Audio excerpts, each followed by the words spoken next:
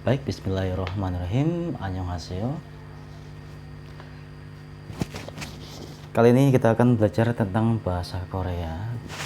Ini adalah pertemuan pertama kita. Jadi kita di sini akan berkenalan dulu. Nama saya Andrian Saputra. Asal saya dari Lampung. Kita akan belajar bersama tentang bahasa Korea. Bahasa Korea ini banyak sekali fungsinya ya kawan-kawan. Bisa untuk mendapatkan beasiswa di Korea. Bagi yang ingin kuliah di Korea mestinya harus belajar bahasa Korea terlebih dahulu. Kemudian bagi yang ingin bekerja di Korea, baik itu melalui program pemerintah maupun program mandiri ya, itu bisa menggunakan bahasa Korea. Apalagi yang sekarang ini sedang booming, yaitu program G2G Korea, yaitu untuk ujian IPS topik. Nah, ini sangat penting untuk mempelajarinya supaya kawan-kawan yang ingin lulus ujian IPS topik, kawan-kawan harus mempelajari bahasa Korea dengan baik dan benar.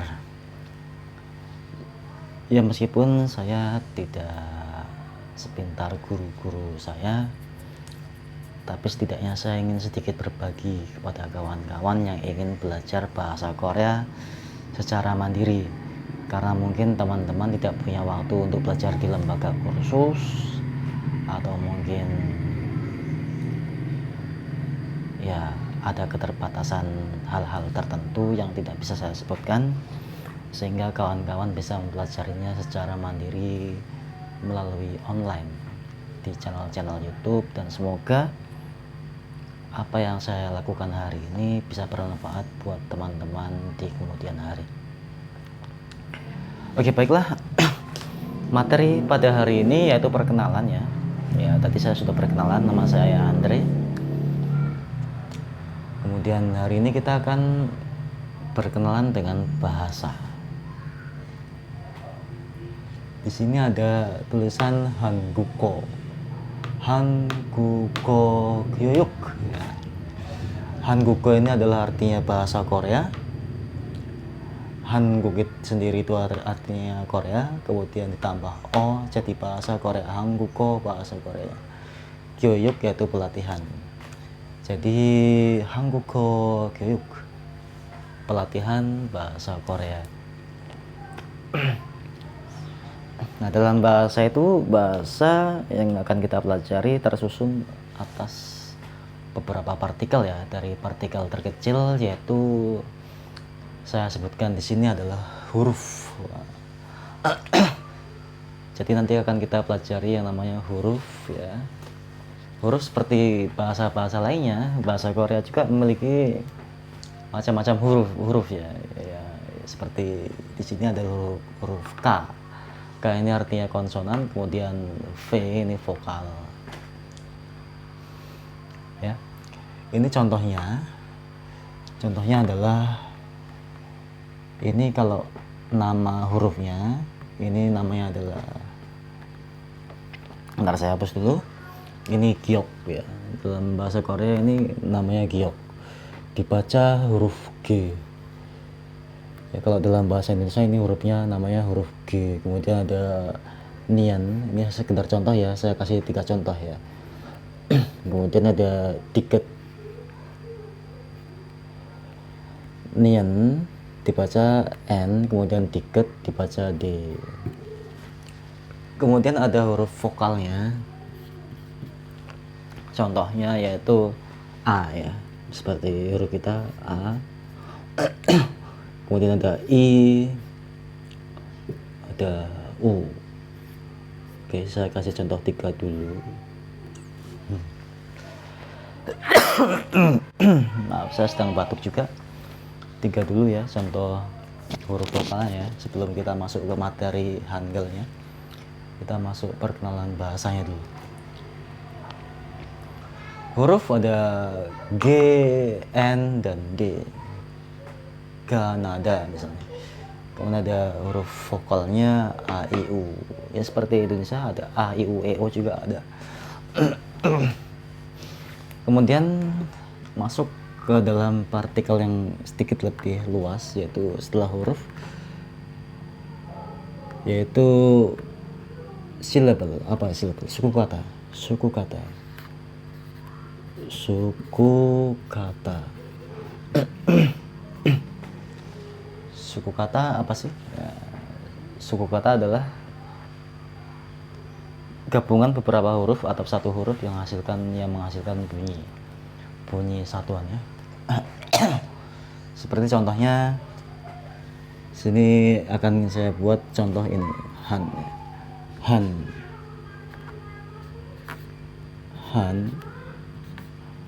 Han adalah terdiri dari 3 huruf, huruf H, A, dan N.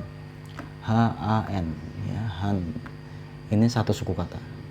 Jika ingin kata yang terdiri dari 2 suku kata, kita bisa menggunakan kata contohnya gada.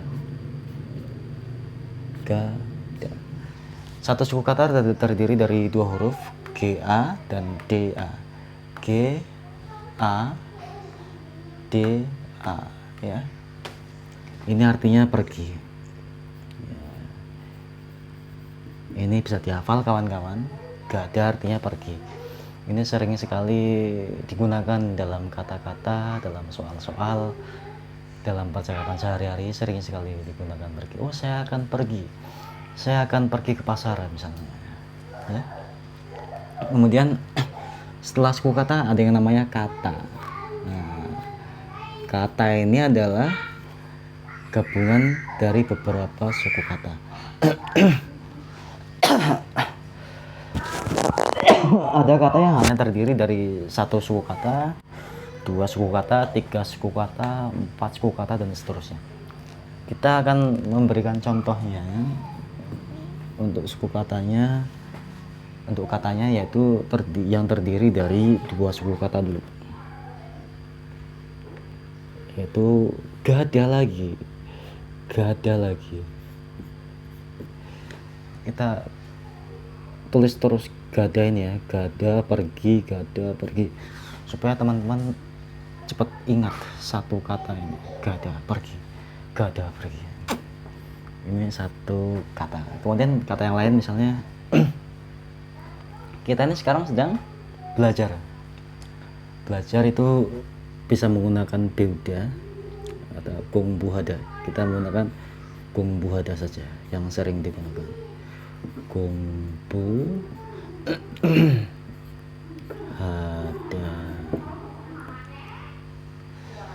Gongbuhada terdiri dari beberapa suku kata. 1, 2, 3, 4. 4 suku kata ya. Jadi satu kata itu bisa terdiri dari beberapa suku kata. Gongbuhada. Kemudian penyusun selanjutnya komponen selanjutnya yaitu kalimat ya. Dalam bahasa kita akan mempelajari yang namanya kalimat.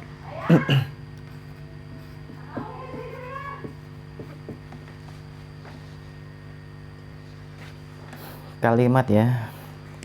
Kalimat adalah gabungan dari beberapa kata ya, yang terdiri dari subjek, kemudian ada predikat dan objek ya. Tapi dalam bahasa Korea ini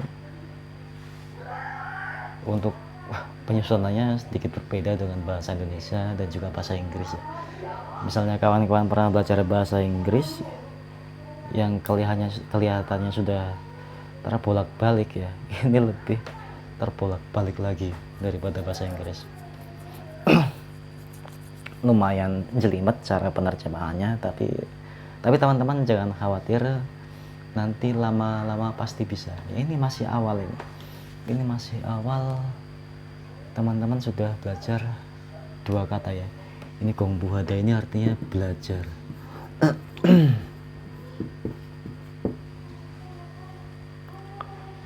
Nah, belajar. Kemudian kalimat. Kita akan berikan contoh satu kalimat ya. Saya sedang belajar bahasa Korea, contohnya. Saya di sini yaitu Jonen. 저는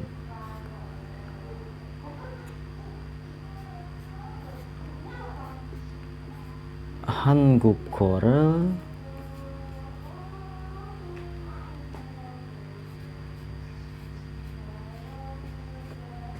공부합니다.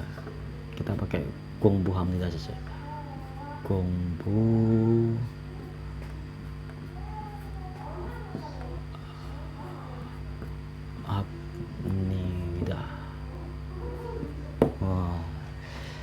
Saya 한국어 bahasa Korea. Ini namanya partikel, nanti akan kita pelajari kenapa ada partikel 공부합니다. 공부하다 jadi 공부합니다. Ini kok bisa jadi seperti ini gimana? Nanti akan kita pelajari di dalam tata bahasa. Oke, yang penting sekarang kita perkenalan dulu. Seperti inilah bahasa Korea. 저는 한국어를 공부합니다.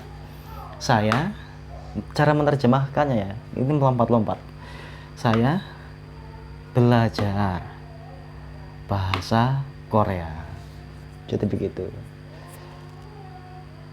Subjek, kata kerja, kemudian objek. Dibolak-balik. Ya, tapi seperti inilah ya tatanan bahasa Korea yang akan kita pelajari nanti sampai kita bisa menjawab soal-soal IPS topik ya, IPS topik, kemudian kita bisa menjawabnya dengan benar, kita lulus, lalu kita sending dan kita berangkat ke Korea untuk menjemput impian kita, yaitu bekerja di Korea. Oke, sekian dulu untuk materi hari ini.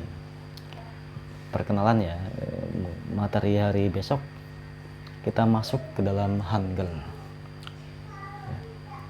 Hangul adalah huruf Korea. Besok akan kita pelajari, kita hafalkan hurufnya. Ada huruf vokal, konsonan, dan juga bacim. Nanti akan kita pelajari semua. Oke, sekian dari saya. Semoga bermanfaat. Sampai jumpa besok. Assalamualaikum warahmatullahi wabarakatuh.